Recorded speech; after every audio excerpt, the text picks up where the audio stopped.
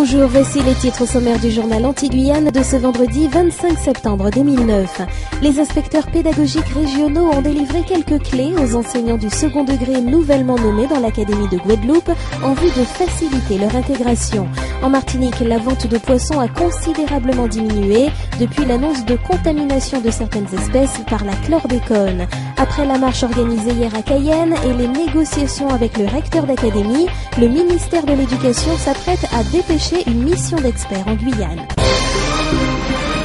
L'ensemble des 200 enseignants du second degré nouvellement nommés dans l'Académie de la Guadeloupe ont participé à une journée d'accueil organisée au lycée de Sainte-Rose. Les inspecteurs pédagogiques régionaux, parmi lesquels Michel Jeanne-Rose, entendaient pointer du doigt les spécificités guadeloupéennes dont les enseignants doivent tenir compte dans le cadre de leur travail. Ces clés, c'est sur l'histoire, c'est sur la culture, c'est sur la langue. L'accent cette année a été particulièrement mis sur la culture, les traditions et sur la langue créole. Ça ne me pose pas de problème en classe parce qu'avec les élèves nous communiquons en français, voilà, tout simplement. Et par contre, moi-même je m'intéresse au créole, donc j'ai envie d'apprendre le créole. Et on nous a proposé de mettre en place des cours pour justement les enseignants qui ne le maîtrisent pas à l'intérieur du collège. Et ça, je trouve ça formidable. Bel exemple d'intégration donc que celui d'Annabelle Xarier, professeure d'art plastique, qui après avoir travaillé 10 ans dans des établissements de l'Hexagone, se dit très heureuse de l'accueil que lui ont réservé les élèves, l'équipe pédagogique et l'administration du collège Saint-Ruf de Capesterre-Belle-Eau où elle est affectée. Les nouveaux venus, mutés, frais lauréats du concours et les profs de retour au pays ont fait le point sur leur première semaine de rentrée, ont eu l'occasion d'appréhender le fonctionnement de l'académie et de connaître toutes les mesures d'accompagnement des personnels. Le Conseil général s'engage financièrement aux côtés de la municipalité de Sainte-Rose pour la réalisation de travaux de rénovation et de construction d'infrastructures. Les grands dossiers ont été l'objet d'une réunion de travail ce matin en mairie. C'est ainsi que pour le projet de bibliothèque municipale, la ville bénéficiera d'un accompagnement de 400 000 € sur les exercices 2010 et 2011. Le département accorde 200 000 € pour la rénovation de la piste du stade et 37 000 € pour la remise aux normes du plateau sportif attenant au hall des sports.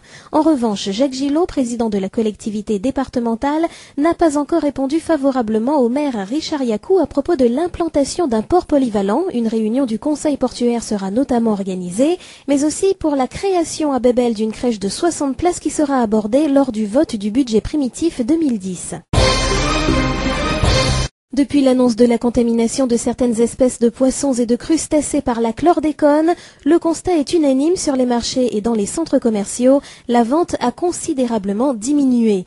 La psychose aurait-elle gagné la population, pourtant grande consommatrice de fruits de mer en temps normal? Selon les professionnels, rien ne justifie la crainte généralisée dans la mesure où les analyses commandées par l'Office de l'eau révèlent que seules quelques espèces, à proximité des côtes, sont concernées par la contamination aux pesticides. Toutes celles qui vivent au large seraient propres à la consommation. Les marins-pêcheurs protestent face à l'arrêté préfectoral interdisant la pêche dans certaines zones, car cette mesure engendre pour eux des pertes financières. Hier, les parents d'élèves de Fort-de-France ont eu la désagréable surprise d'apprendre que leurs enfants ne pourraient déjeuner à la cantine pour cause de grève. Le personnel de la restauration scolaire municipale, affilié à Force ouvrière, a en effet débrayé pour dénoncer de mauvaises conditions de travail et réclamer des effectifs supplémentaires. Une situation qui a eu pour effet de créer une grosse confusion dans les écoles, d'autant que les parents ont dû s'organiser pour récupérer leurs enfants. Une réunion programmée entre la délégation syndicale et les élus ne s'est pas tenue comme prévu, la municipalité affirmant qu'aucun préavis de grève n'avait été déposé pour prendre les dispositions nécessaires. Une nouvelle rencontre était prévue ce vendredi midi. Ainsi, la restauration scolaire n'a pas été, une fois de plus ce jour, assurée. Après la marche organisée hier à Cayenne et les négociations avec le recteur de l'académie, le ministère de l'Éducation s'apprête à dépêcher une mission d'experts en Guyane. Ces missionnaires devraient évaluer les besoins de l'académie, eu égard notamment à la grève déclenchée depuis bientôt 3 semaines par les personnels administratifs et techniques du rectorat qui réclament la consolidation d'une 50aine de postes. Par ailleurs, le ministre de l'Éducation nationale, Luc Châtel, a été interpellé par le sénateur Jean-Étienne Antoinette après les députés Christiane Taubira et Chantal Berthelot. Depuis la rentrée, le milieu scolaire est en ébullition en Guyane.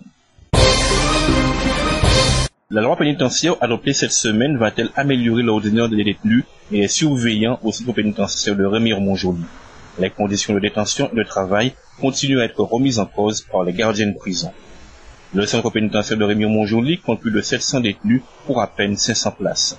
Devant l'arrivée quasi quotidienne de nouveaux pensionnaires, la construction récente de bâtiments supplémentaires semble insuffisante pour améliorer les conditions de travail du personnel et les conditions de vie des détenus. Au mois de mai dernier, les surveillants guyanais s'étaient de nouveau mobilisés pour dénoncer les conditions de travail rendues difficiles par la surpopulation carcérale.